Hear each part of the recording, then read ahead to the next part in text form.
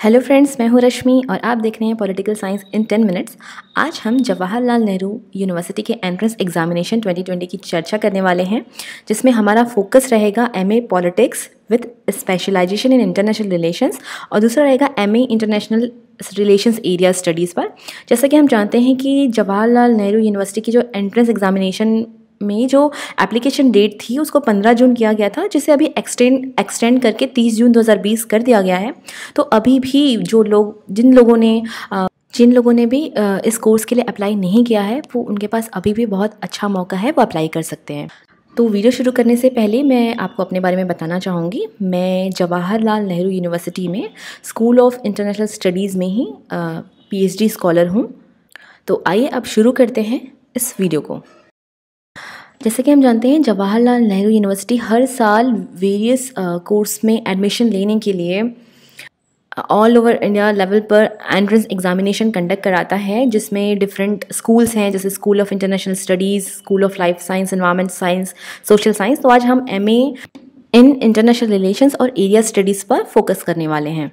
तो ये जो प्रोग्राम है वो पोस्ट ग्रेजुएट प्रोग्राम है, जो NTA मतलब नेशनल टेस्टिंग एजेंसी के थ्रू कंडक्ट होता है। और हर स्टूडेंट के पास 3 ऑप्शंस होते हैं, जिसमें वो अलग अलग डिसिप्लिन में फॉर्म फिल कर सकता है, और जिसे हम 3 कैटेगरी कह सकते हैं। जैसे आपने MA पॉलिटिकल साइंस में भर दिया, या एक आपने फर्स्ट प्रेफरेंस पॉलिटिकल साइंस डाला, दूसरा IR डाला और तीसरा एरिया स्टडीज़ डाला। तो इस तरह आपको 3 चांसेस मिलते हैं 3 अलग अलग कोर्स में एडमिशन लेने के एक साथ। तो आइए इसके एलिजिबिलिटी क्राइटेरिया को भी देख लेते हैं। यहाँ पे हर डिफरेंट प्रोग्राम के लिए डिफरेंट एलिजिबिलिटी क्राइटेरिया होता है, लेकिन अगर हम MA इन IR या एरिया स्टडीज़ की बात करें तो आपका ग्रेजुएशन लेवल तक आपके जो मार्क्स हैं वो 55% मार्क्स मिनिमम, या 55% मिनिमम परसेंटेज आपका होना चाहिए किसी भी इस कोर्स में एडमिशन लेने के लिए। अब आइए हम जानते हैं कि क्या है ये MA in politics with specialisation in international relations या MA इन एरिया स्टडीज़। इसको आज हम डिटेल में जानेंगे। तो अगर मैं MA इन पॉलिटिक्स की बात करूं, जिसमें लिखा होता है MA in politics with specialisation in international studies, तो जैसे ये लिखा हुआ है तो ये 2 ईयर मास्टर डिग्री प्रोग्राम है, पहले आप ये जान लीजिए। दूसरा, इसमें आपको आपकी इंटरनेशनल रिलेशंस की पढ़ाई होगी, एरिया पॉलिटिक्स की पढ़ाई होगी, पॉलिटिकल थ्योरी पढ़ाया जाएगा, कंपैरेटिव पॉलिटिक्स पढ़ाया जाएगा। और ये याद रखिएगा कि इस प्रोग्राम में आपका जो फोकस होगा वो बेसिकली इंटरनेशनल रिलेशंस होगा। जैसे कि हम पॉलिटिकल साइंस में हमारा फोकस सिर्फ पॉलिटिकल साइंस, पॉलिटिकल थ्योरी ये सब में होता है, वैसे तो इसी तरह इस मास्टर डिग्री के प्रोग्राम में आपका जो मेजर फोकस होगा वो international relations, international theories, thinker, ये सब पर होगा। वहीं अगर मैं MA in international relation with area studies की बात करूं तो ये भी 2 ईयर मास्टर डिग्री प्रोग्राम है, और ये बेसिकली आपको एरिया स्पेशलाइजेशन की पढ़ाई कराता है। मतलब जैसे वर्ल्ड में जो 9 एरियाज़ हैं ना, जैसे कि हम बात करते हैं डिफरेंट कंटिनेंट्स की वर्ल्ड में, उसी तरह 9 एरिया, इसको एरिया वाइज डिवाइड कर दिया गया है वर्ल्ड को। तो जो इंटायर ग्लोब में जो 9 एरियाज़ है उसकी पढ़ाई होगी। और आप ये बात हमेशा याद रखिएगा कि जो MA इन एरिया स्टडीज़ हैं वो टोटली डिफरेंट है पॉलिटिकल साइंस से। तो कभी भी आप ये मत सोचिएगा कि इसमें हम पॉलिटिकल साइंस की पढ़ाई कर लेंगे, बिल्कुल भी नहीं।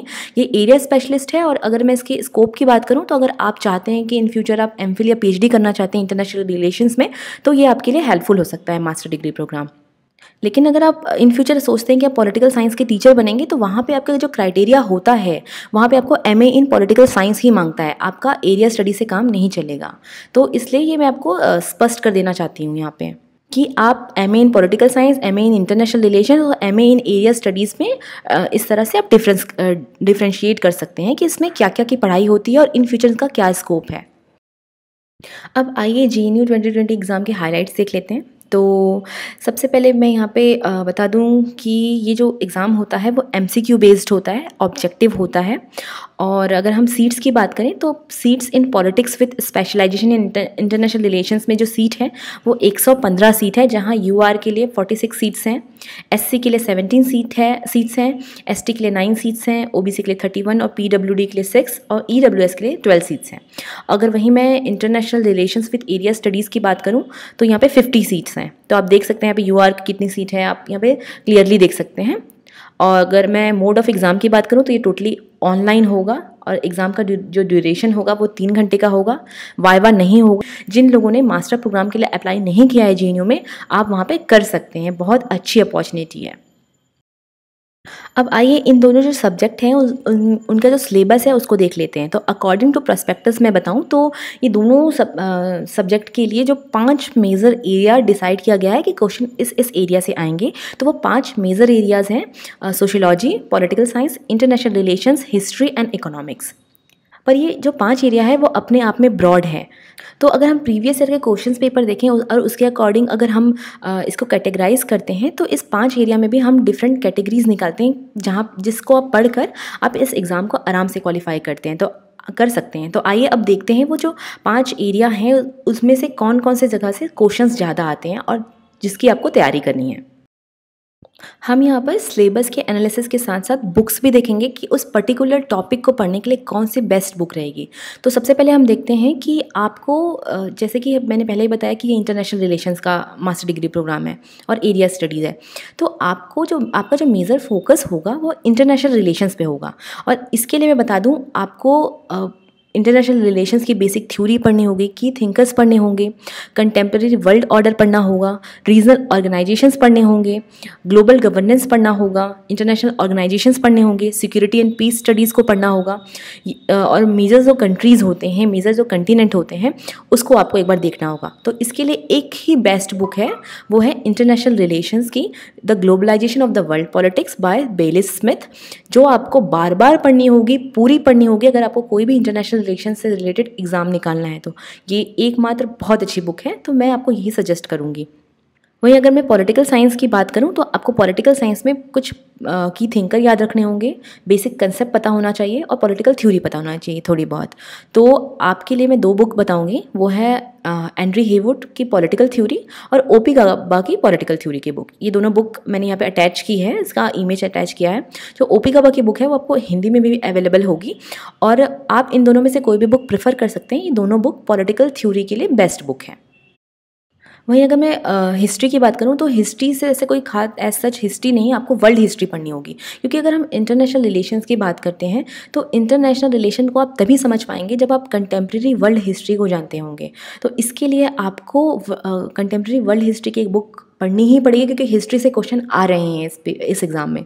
तो आपके लिए एक बेस्ट बुक ये है जो कि है वर्ल्ड हिस्ट्री की बुक, नॉर्मन लोव की बुक है, जो इसका मैंने इमेज अटैच किया हुआ है। इस बुक को आपको पढ़ना ही पड़ेगा इंटरनेशनल रिलेशंस को समझना है। तो वहीं आपको इंडियन फॉरेन पॉलिसी की भी समझ होनी चाहिए। तो इसके लिए मैं बुक बता दूं तो वो है सुमित गांगुली जी की बुक। ये हिंदी और इंग्लिश दोनों में अवेलेबल है, तो आप इसको देख सकते हैं। साथ ही साथ आपको आपका जो नॉलेज है वो करंट इशू पे बहुत अच्छे से होना चाहिए, क्योंकि करंट इशू से आईआर करंट का ही सब्जेक्ट है, इसलिए आपका करंट इशू पर वर्ल्ड पे क्या चल रहा है वो उस पर पकड़ होनी चाहिए, जिसके लिए आपको न्यूज़पेपर डेली पढ़ना होगा। The Hindu is best. आप यूपीएससी के भी करंट अफेयर्स से आप देख सकते हैं कि यूपीएससी में एक सेक्शन होता है political science and international relations का, आप उससे भी करंट की तैयारी कर सकते हैं। और आप ईयरली कोई आता है इशू जो इंटरनेशनल रिलेशंस और पॉलिटिकल साइंस पे है, उसको भी आप देख सकते हैं। वहीं आप कुछ देखा गया है क्वेश्चन पेपर में कि कुछ इंडियन पॉलिटी के भी क्वेश्चंस थे, तो आपको इंडियन पॉलिटी समझने के लिए तो बेस्ट बुक है एम लक्ष्मीकांत की, और साथ ही साथ आप Oxford companion to politics in India को भी प्रीफर कर सकते हैं। और एट द लास्ट मैं ये कहूँगी कि आपको प्रीवियस ईयर क्वेश्चन पेपर को सॉल्व करना बहुत ही ज़रूरी है। इसमें 2 तरह की बात बोलूँगी। पहला है आपको जेएनयू एंट्रेंस के प्रीवियस ईयर क्वेश्चन को देखने होंगे, इससे आपको पता चलेगा कि क्वेश्चन का पैटर्न क्या है और आपको क्या पढ़ना है। वहीं दूसरा, आपको सब्जेक्ट पे कमांड करने के लिए आपको यूजीसी नेट के प्रीवियस ईयर क्वेश्चन पेपर देखने होंगे इंटरनेशनल रिलेशंस के। इससे क्या होगा कि आपको पता चलेगा कि मेजर थिंकर किस थिंकर के बारे में अक्सर सवाल पूछे जाते हैं, क्या क्या चीज़ें रिपीट होती हैं। तो इससे क्या होगा कि आपके कुछ क्वेश्चंस भी बन जाएंगे, क्योंकि हम जानते हैं कि आईआर वगैरह में जो थ्योरीज वगैरह से रिलेटेड क्वेश्चन होते हैं वो रिपीट होते हैं, तो इसका आपको ध्यान रखना होगा। और अगर आपको इन सारी बुक्स की पीडीएफ चाहिए तो आप मेरे टेलीग्राम लिंक से भी जुड़ सकते हैं, वहाँ पे मैं इन सारी बुक्स की पीडीएफ शेयर कर दूँगी, जिसका लिंक आपको डिस्क्रिप्शन में मिलेगा। इसी तरह के और भी वीडियोस देखने के लिए आप हमारे यूट्यूब चैनल पॉलिटिकल साइंस इन 10 मिनट से भी जुड़ सकते हैं, जहां मैं पॉलिटिकल साइंस के कॉम्प्लेक्स कंसेप्ट को बहुत ही ईजिली समझाती हूं। और अगर आप हमसे सोशल मीडिया में कनेक्ट होना चाहते हैं तो यहाँ पे डिस्क्रिप्शन में हमारे टेलीग्राम, फेसबुक और इंस्टाग्राम का लिंक दिया हुआ है, जहाँ से आप हमसे कनेक्ट हो सकते हैं। तो till then, bye bye and keep learning.